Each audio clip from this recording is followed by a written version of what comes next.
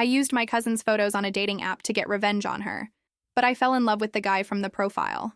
By Wednesday morning, my boyfriend of almost 2 years had ended our relationship in a text message that was somehow both 6 sentences long and completely useless.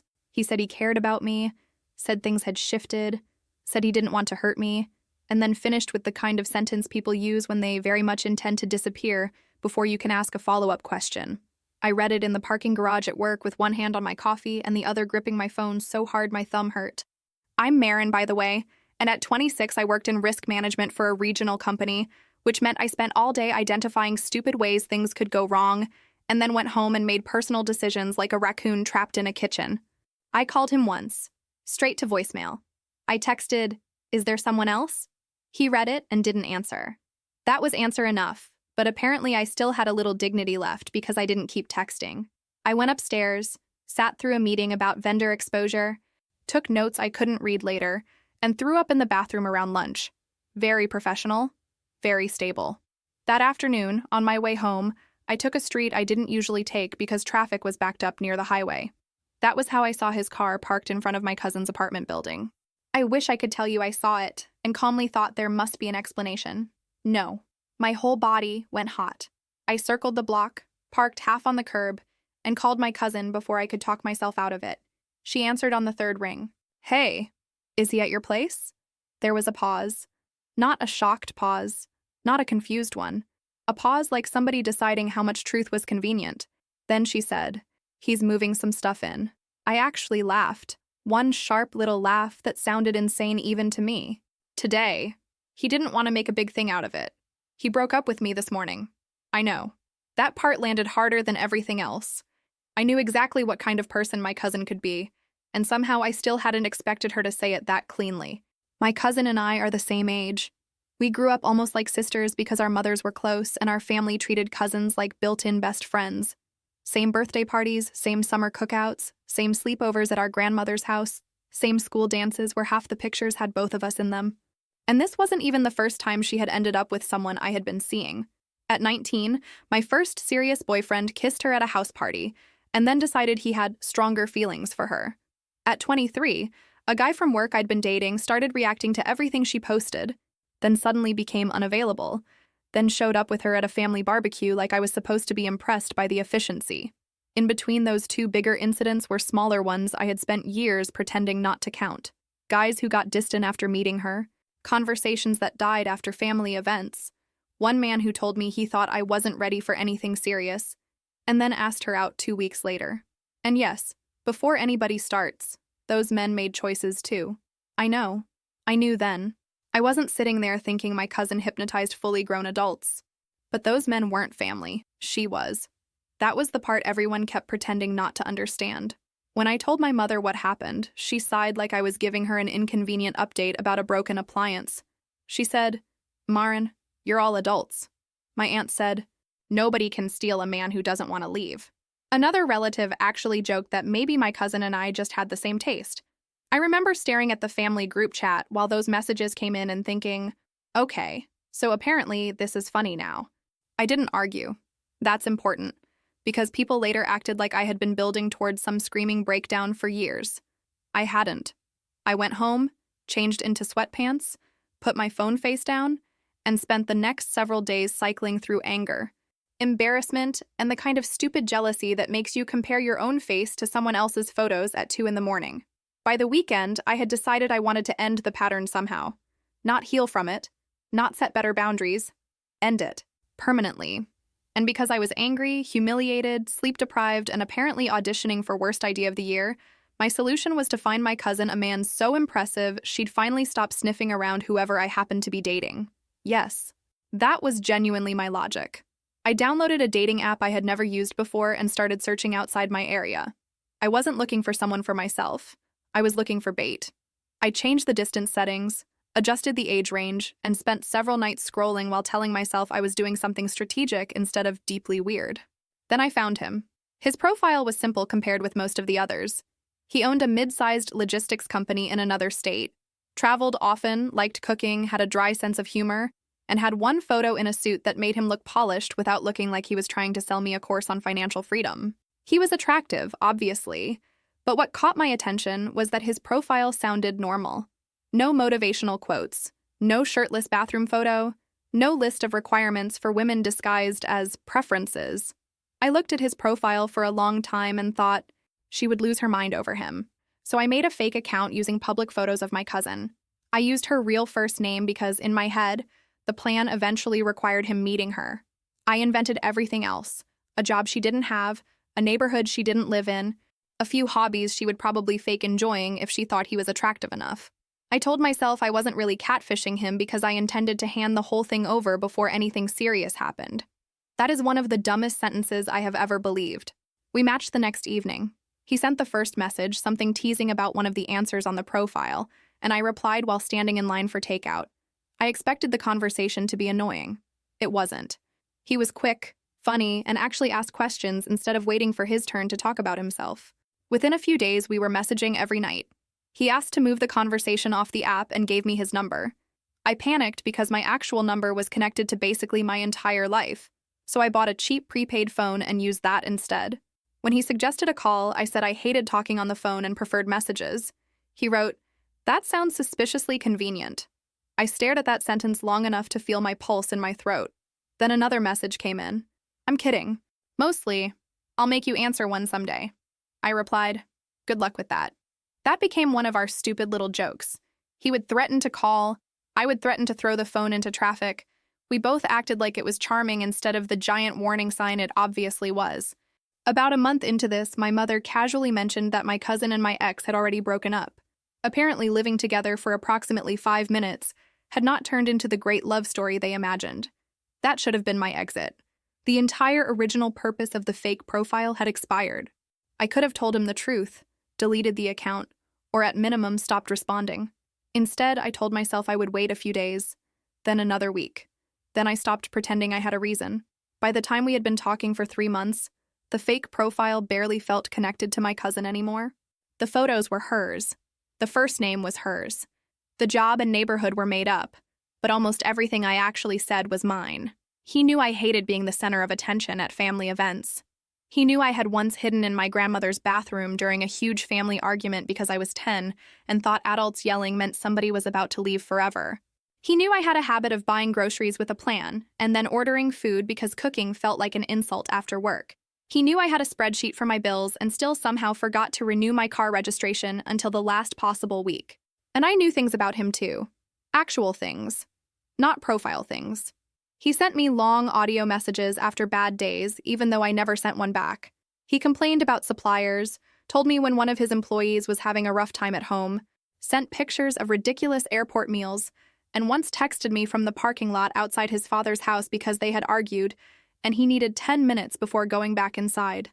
One night, he sent me photos of 2 colognes he was considering buying and asked which sounded better based on the descriptions. I picked the woody one because the other one sounded like a scented candle in a hotel lobby. Weeks later, he told me he had bought it and liked it enough to wear most days.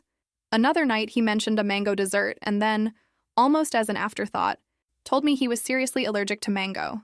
I remember typing, "That feels like information you should lead with when discussing food." He replied, "I assumed my tragic backstory would come up naturally." That was the tone we had. Half serious, half stupid, and way too comfortable. He offered to send me money once after I mentioned having a tight month because of a surprise car repair. I said no, so fast he asked if he had offended me. That line mattered to me. Maybe because I was already lying about so much and needed to believe I still had rules. I wouldn't take cash. I wouldn't ask him for anything. I did accept a meal voucher once when I was working late, and a digital book I had mentioned wanting to read. At the time, I used those little boundaries as proof I wasn't a terrible person. That's embarrassing now, but it's true. Around the 100th day, he messaged me on a Monday morning and said he had managed to clear 3 days at the end of the week. He had already bought a plane ticket to my city because he needed to meet with 2 clients nearby anyway. Then he wrote, "I think I've waited long enough to meet the woman who keeps refusing to answer my calls." I read that message at my desk and felt physically cold. For 2 days, I barely worked. I typed confession after confession into my notes and deleted all of them. I considered telling him I was sick. I considered saying a family emergency had happened. I considered actually giving my cousin the phone and explaining everything, which was technically closest to my original stupid plan. Except by then, the idea of him meeting her made me feel sick in a completely different way. That was when I finally admitted the part I had been avoiding.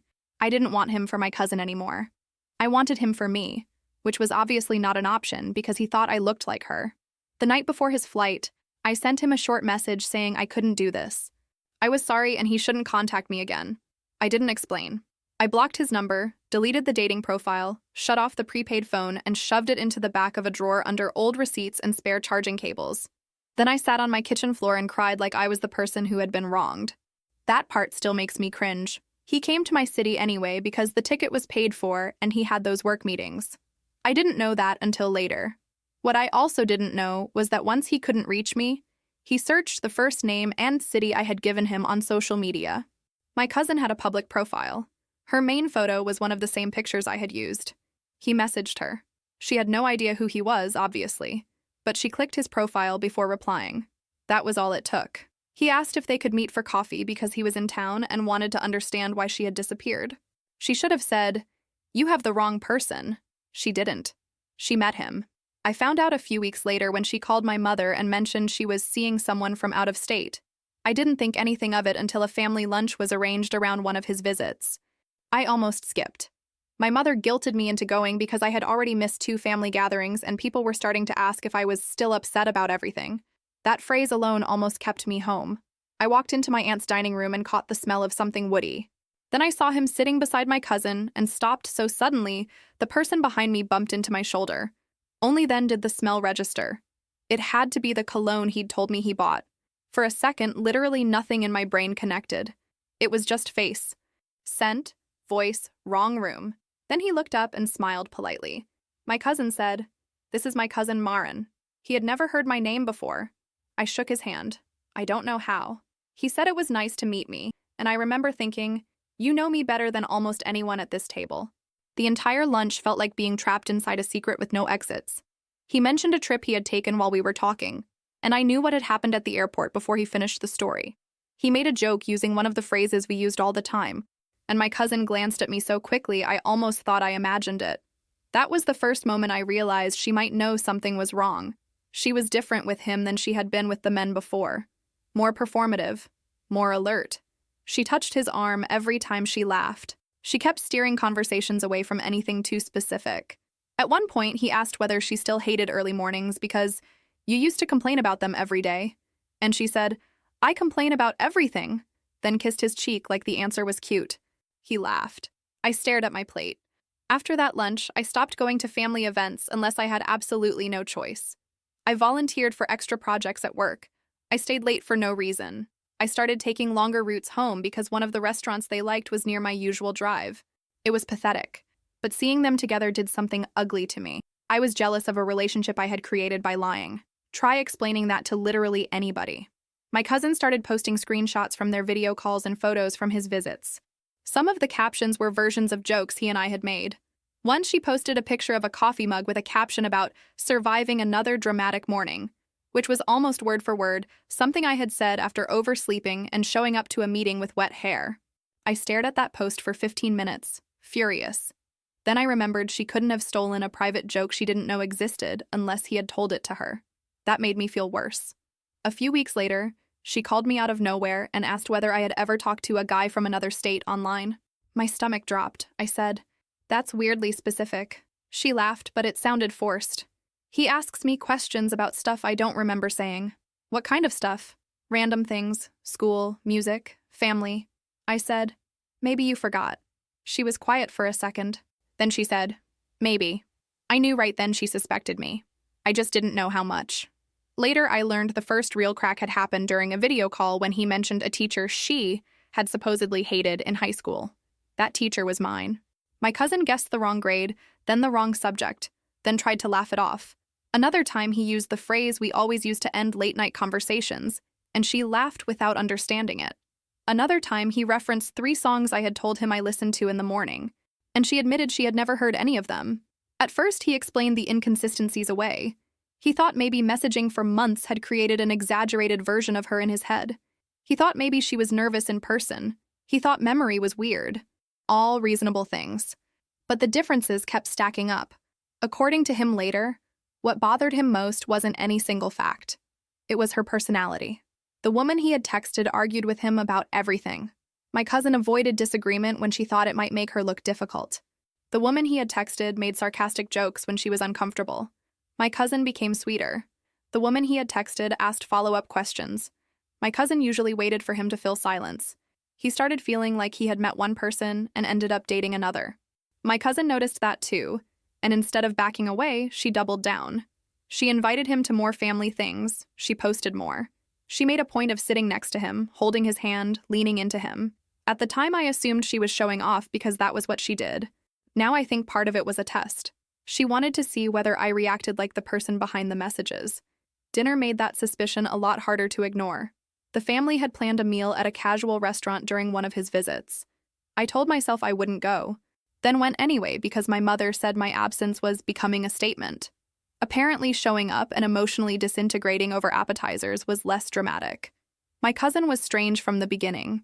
She kept the conversation loud and broad, telling stories that didn't require memory. He was quieter than usual. Every few minutes, I caught him looking at her with this careful expression, like he was comparing her to something he couldn't quite see. When dessert came around, my cousin suggested they split something and ordered it without reading the full description. As the waiter repeated the order, I was only half listening until I heard mango puree. My body reacted before my brain did. He can't have that. The waiter stopped. My cousin stopped. He stopped. I felt every person at the table look at me. I wanted to crawl under the floor. He turned toward me slowly. "How do you know that?" I said the first thing that came into my head. "I heard it before." "From who?" my cousin asked. "I don't know. Somebody."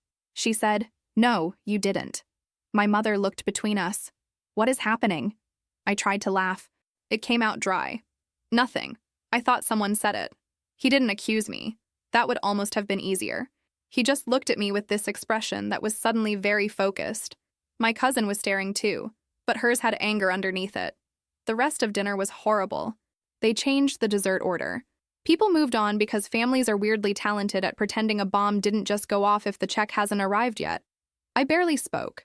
When I got home, I sat in my car in the parking lot for nearly an hour, because I knew something had shifted and I had no idea what was coming next. What came next happened mostly without me.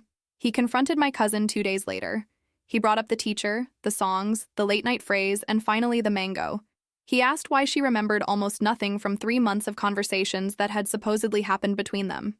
At first, she denied there was a problem. Then she said maybe she had been in a weird place when they were messaging. He kept asking. Eventually, she admitted that when he first contacted her, she had realized somebody had probably been using her photos. He asked how quickly she realized it. She apparently said, "Not right away." He asked again. She got defensive. Then he mentioned the story about hiding in the bathroom at our grandmother's house during a family fight. My cousin snapped. "That wasn't even me. That was Marin." And that was it. That was the moment he understood there was a specific person in the family who connected 2 things he couldn't explain: the childhood story and the mango allergy. He didn't accuse her of anything else. He ended the conversation and spent the next couple of days replaying everything. Then he broke up with her. She called me the same day. I answered because apparently I enjoy suffering. She didn't say hello. He ended it. I said, "I'm sorry. Are you?" I closed my eyes. She kept going. "Somebody used my pictures. Somebody talked to him for months. Then he finds me, and now somehow you know things about him you shouldn't know." I said, "What are you asking me?" "I'm asking you to tell me if you did this." I should have confessed right there. I didn't. I said, "That's insane." She laughed once. No humor at all. "Yeah, it is." Then she hung up. That night, I dug the prepaid phone out of the drawer. It took a while to turn on. I sat on my bed waiting for the screen to light up and felt like I was opening evidence against myself. There were months of messages still there. I started reading from the beginning. The first week made me feel sick because I could see myself pretending to be my cousin. I used the fake job. I referenced the fake neighborhood. I copied little details from her public photos because I wanted the profile to feel believable. But somewhere after that, the impersonation stopped. The woman in those messages was me. My opinions, my temper, my embarrassing childhood stories, my work complaints, my jokes, my habit of over-explaining when I was nervous, my fear that people eventually got tired of me, my resentment toward my family, my stupid grocery problem, my real birthday plans, my real insomnia, and his side was real too, painfully real. There were nights he had told me things he probably hadn't told many people. There was the message after the argument with his father. The week one of his employees suddenly quit and he blamed himself. The night he admitted he had almost sold his company years earlier because he was exhausted and ashamed that everyone depended on him. I had read all of that while he believed he knew who was receiving it. That was the part I had managed not to fully face. I turned the phone off again, but this time I didn't put it back in the drawer. I left it on my nightstand. 3 days later, I got a message on a social media app from him. It was polite. That almost made it worse. He said he had ended the relationship with my cousin and had learned that the story about the bathroom belonged to me. He also said I had known about the mango allergy before anyone at the table mentioned it. Then he asked one question. Were you the person I talked to for those 3 months? He added that he was flying home Friday and wanted to know before he left. I stared at that message for so long my screen dimmed. Then I lied. Again. I wrote that the childhood story had been repeated around the family for years and that I must have heard about the allergy from someone. I said I hadn't been the person he talked to. I kept the message stiff and formal because I was scared my actual writing style would give me away. He replied, "Thanks for answering." That was it. No accusation, no follow-up, no dramatic speech. I almost wished he had yelled at me. Instead, he accepted the answer and stepped back, which left me alone with it. I reread my denial approximately 1,000,000 times over the next 2 days. Every time I looked at it, I hated how easy it had been to type. Wednesday night, I barely slept. Thursday morning, I went to work looking like I had been living under my desk. My best friend had worked at the same company as me for years. We had known each other for 8 years total, and she was one of those people who could tell I was lying when I said I was just tired. She cornered me in an empty conference room around lunch and asked what was wrong. I said, I did something really bad. She said, bad like illegal, bad like romantic, or bad like you replied all to an email? I almost laughed, which somehow made me want to cry. I told her everything, not the cleaned up version. Everything. She went through about 6 different facial expressions while I talked. Shock, disgust, confusion, more shock. At one point, she actually held up a hand and said, "Wait, you made the profile for your cousin, then kept talking to him yourself, then your cousin met him, then you watched them date?" I said, "When you say it like that, it sounds bad." She stared at me. "Maren, there is no way to say it that makes it sound good. Fair." She asked why I kept talking to him after my cousin broke up with my ex. I said I didn't know. She said, "Yes, you do." I gave her 3 different explanations. I was lonely. I was angry. I had gotten used to him. She rejected all of them with her face. Finally, I said, "Because I fell for him." The room went quiet. Saying it out loud made me feel ridiculous and relieved at the same time. She leaned back in her chair and rubbed her forehead. "Okay. Then what are you doing now?" "Panicking." "No, I mean with him. He asked you directly." I said no. "I know. I'm asking what you're going to do about that." I didn't answer. She said, "If he gets on that plane tomorrow believing you, then this becomes permanent. You lied when you were hiding behind her face. Now he put your actual name in front of you and asked. That's different." I hated her a little for being right. I went home that night and read the old messages again. Not all of them. I couldn't. But enough.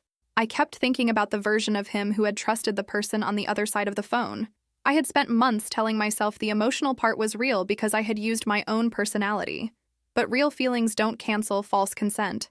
He had never agreed to know me. He had agreed to know the woman he thought he was talking to. That distinction hurt. Friday morning, I sent him another message. I wrote, "You were right. There is something you don't know. I lied when you asked me. I'll tell you everything if you still want to hear it before you leave." He responded less than 10 minutes later. "Where?" We met that afternoon at a coffee shop in a busy part of town because I didn't want either of us trapped somewhere private if the conversation went badly. I got there early. Of course I did. I ordered something I didn't drink and put the prepaid phone on the table in front of me. When he walked in, he looked tired. He didn't smile. He sat down across from me and looked at the phone. Then he said, "Start at the beginning." So I did. I told him about my cousin and the 3 men. I told him how my family had reacted. I told him I had been furious and humiliated and had come up with the idiotic plan to find her somebody better. I told him I picked him because I thought she would be impressed by his life, his job, the fact that he lived in another state, everything. His jaw tightened when I said that. So I was bait. At first, yes. He looked away. I kept going because stopping would have been cowardly. I explained the fake job, the fake neighborhood, the prepaid phone. I told him I meant to hand the conversation to my cousin eventually and had no actual plan for how that would work without sounding insane. He said, "Because it is insane." I know. Don't keep saying you know. I shut up. He asked when I stopped doing it for revenge. I told him I couldn't point to one day. I said somewhere in the first few weeks I stopped thinking about my cousin while I talked to him. He asked, "Was anything real?" I said, "Most of what I told you was." He shook his head immediately. "That's not what I asked." I understood what he meant then. He wasn't asking whether the stories were true. He was asking whether the relationship had been real. I didn't have an answer that could help him. He started naming moments. "The night I told you about my father? Real. The night you stayed up because I thought one of my managers was going to leave? Real. The cologne? That was me. The book? Me. The stupid joke about throwing the phone into traffic? Me." Each answer made him look worse, not better. At one point he said, "I don't know if I'm angry at you or grieving somebody who doesn't exist." I felt my eyes burn, but I didn't cry. I was determined not to make him comfort me by accident. I said, "I can't tell you what was real for you. I know what became real for me, but I also know I gave you no reason to trust me when I say that." He leaned back and stared at the table. Then he asked the question I had been dreading most. "Why did you block me instead of telling me before I flew here?" "Because I was scared." "Of what?" "That you'd hate me." He looked at me for a long second. "So you decided it was better to let me hate myself for not knowing what happened?" That one hurt because I had never framed it that way. I said, "I didn't think about it like that." "I know." The way he said it was brutal. We sat there for almost an hour. He asked whether I had ever taken money from him. I told him no, except for the meal voucher and the digital book. I showed him the old phone. I told him he could read anything he wanted. He didn't touch it. At the end, he stood up, paid for both drinks even though I told him not to, and said, "I need to go." I nodded. He walked out. He flew home later that day and didn't contact me. I didn't contact him either. I did unblock his number on the prepaid phone, though. I told myself it was just because there was no reason to keep it blocked after the truth was out. That was the hardest part after months of constant messaging. My phone had trained me to expect him. Morning joke, midday complaint, late-night check-in. Suddenly there was nothing. I deserved the silence. That didn't make it quiet inside my head. A few days later, I did the other thing I had been avoiding. I messaged my cousin and told her I needed to admit something. She called immediately. I said, "It was me." Silence. Then, "Say that again." "I made the profile. I used your pictures. I talked to him." She hung up. About 20 minutes later, she was pounding on my apartment door. I almost didn't open it, but that felt ridiculous after everything else, so I did. She walked in furious. Not loud at first. That was worse. She stood in my living room with her arms crossed and said, "I knew it." I said nothing. I knew after the story about Grandma's house. I just didn't have proof. "I'm sorry." "Don't." Her voice cracked on the word. Then she started yelling. She said I had used her face. I said she had spent years stepping into my relationships. She said those men had chosen her. I said that didn't make what she did to me harmless. She said none of that gave me the right to impersonate her. And there it was. The worst part, she was right too. At one point I said, "You used my life for 7 years." She said, "So you thought you'd use mine?" I opened my mouth and nothing came out. She laughed bitterly. Exactly. The argument went in circles because those kinds of arguments do. We weren't two emotionally healthy women calmly unpacking years of resentment. We were two angry people trying to prove whose pain excused more damage. Then she said something I didn't expect. She said she had always hated how people noticed me first. I actually stared at her. She said when we were younger, teachers remembered my name. Relatives asked about my grades. Guys approached me before they approached her. She said it made her feel invisible, and later when somebody I liked showed interest in her, it made her feel like she had finally won something. It was one of the ugliest, honest things anyone had ever said to me. Then she added, "And I know that doesn't justify it." I believed her. But believing her didn't fix anything. She left without hugging me. There was no dramatic reconciliation. No mutual apology that healed 7 years. After that, we stopped talking except when family events made total avoidance impossible. My mother wanted us to work it out. My aunt said we had both behaved badly and should move on. That phrase became very popular in my family. Both behaved badly. It was technically true and also incredibly convenient because it let everyone avoid discussing how long they had treated my cousin's behavior like a joke. I stopped arguing about that too. Work became my safest place for a while, which tells you how bad my personal life was because nobody should ever say that about a risk management department. I went to the office, did my job, came home, and tried not to stare at my phone. The prepaid phone stayed in a drawer again, but this time I didn't turn it off. I didn't know why. Maybe part of me expected him to message there, even though he had my real account now. He didn't. 6 weeks passed. Then one Sunday afternoon, my real phone buzzed with a message from him. I saw his name and immediately dropped the phone onto my couch like it had burned me. I paced around my apartment for several minutes before picking it back up. The message said, "Did you actually hate the other cologne, or were you being dramatic when you called it hotel lobby perfume?" I laughed so suddenly I scared myself. That stupid joke had been ours. I sat down and typed, "The other one sounded terrible. I stand by my expert opinion." I almost deleted it. Then I sent it. He replied with a single laughing reaction.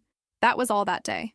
The next week he sent me a photo of a terrible airport sandwich and wrote, "Some things remain consistent." I responded, "Your commitment to buying food that looks medically concerning is impressive." Again, that was it. We didn't jump back into daily conversations.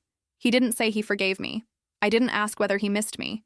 For a while, we only exchanged occasional messages, and every time we did, there was this weird carefulness underneath the humor.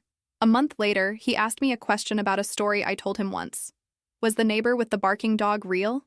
I said yes. He asked, "And the woman at work who microwaves fish?" Yes. The grocery thing? Unfortunately, yes. Then he wrote, "I hate that I have to ask." I stared at that message for a long time. I replied, "I know. Ask anyway." That became part of how we rebuilt anything at all. He asked. I answered. Sometimes the answer was embarrassing. Sometimes it reminded him of the lie and he disappeared for a few days afterward. I didn't chase him when that happened. There were moments when I wanted to. Badly. One night after a really good conversation, he stopped replying right after I made a joke that referenced our old late-night phrase. I stared at the chat until almost 2 a.m, convinced I had ruined everything again. I typed 3 messages and deleted them. The old version of me would have sent something emotional just to force reassurance. I put the phone down instead. He wrote the next morning and said the phrase had brought back the first week he met my cousin in person and realized something felt wrong. He said he needed time when that happened. I said, okay. Then I cried in my car before work. Progress is very glamorous. Months after the coffee shop confession, he told me he would be in my city again for work and asked if I wanted to have dinner. I said yes, then spent the next 4 days regretting having a nervous system. I didn't ask my cousin whether she knew he was coming. I didn't tell my family. I told only my best friend, who said, "Please try not to commit identity fraud this time." I told her I appreciated the support. The dinner was awkward for maybe 20 minutes. There's no romantic way to describe it. We sat across from each other in a quiet restaurant and both tried too hard to act normal. He finally said, "This is strange." I laughed. "Thank God you said it." After that, it got easier. He asked about work. I asked about his father. He told me one of his managers had gotten married. I told him my cousin and I were barely speaking. He didn't ask for details about her. At one point, I told him a story about something that had happened at work, and halfway through, he interrupted. "Yours?" I stopped. "What? This happened to you?" I understood. "Yes, me. Actually me." He nodded and said, "Okay. It should have been a tiny thing." It wasn't. That question stayed between us for months. Mine? Yours? Real? Did that happen? Was that person real? Sometimes I felt ashamed that our relationship needed fact-checking. Sometimes I felt irritated even though I had no right to be.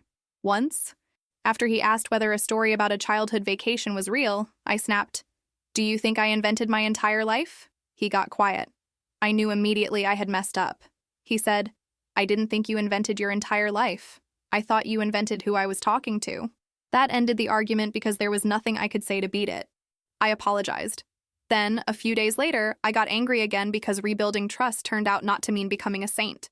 It meant feeling defensive and choosing not to punish him for the consequences of my own actions. He wasn't perfect either. There were times he used the lie like a weapon in disagreements that had nothing to do with it. Once we argued because he canceled plans at the last minute, and when I told him I was upset, he said, "You disappeared for months behind someone else's face?" But okay. I hung up on him. He called back later and apologized without excuses. That mattered. We had to learn how to argue about current problems without dragging the original disaster into every conversation. Meanwhile, my relationship with my family changed in smaller ways. I stopped going to every gathering. I stopped explaining why. When someone made a joke about my cousin and me liking the same men, I said, "That isn't funny to me," and then changed the subject. The first time I did that, the table got uncomfortable.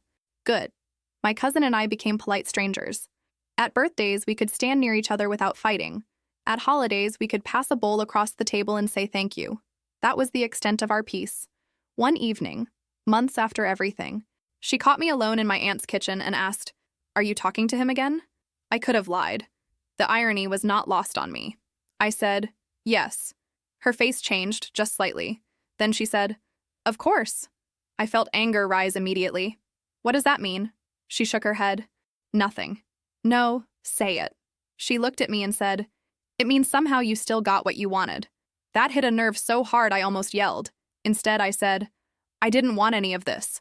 She laughed. "You literally created it." Again, annoyingly, not completely wrong. I said, "I wanted to hurt you. I didn't want to hurt him." She replied, "And I guess that's supposed to make it better?" "No." We stood there in silence. Then I asked the question I probably should have asked years earlier. "Why did you meet him when you knew somebody used your pictures?" She looked away. For once, she didn't have a sharp answer ready. Finally, she said, "Because I looked at his profile and wanted to see if I could make him like me for real." There it was. Not a mastermind plan, not some evil scheme, just the same ugly competitiveness that had been driving both of us in different directions. I said, "Did you know it might be me?" "Not at first." "When did you start suspecting me?" "Before the dinner. I was already wondering about you when I called. After the story about Grandma's house, I was almost sure. And you stayed. So did you." I almost laughed because that was basically the entire tragedy in 4 words. So did you. Neither of us had clean hands. That didn't make the damage equal, and it didn't erase what she had done over the years. But it finally made me stop looking for a version of the story where I got to be the good one. There wasn't one. About 7 months after the coffee shop confession, he and I decided we were actually together. We didn't have some dramatic moment where he said he trusted me completely now. He didn't. I didn't expect him to. We had already been seeing each other in person when work brought him nearby, and I had flown to his city once and stayed at a hotel because neither of us wanted to rush into pretending we were more comfortable than we were. The relationship grew in pieces. He met my best friend, who told him, within the first 15 minutes, that she had been the person who pushed me to confess. He said, "Thank you." She said, "I did it for society." I considered leaving them both at the restaurant. He introduced me to 2 people from his company, and, for the first time, I heard somebody call me his girlfriend. I nearly choked on my drink. Later in the car, I asked whether he meant to say it. He gave me a look. "No, it slipped out during my secret plan to emotionally destabilize you." I said, "Okay, fair." There were good days that felt almost normal.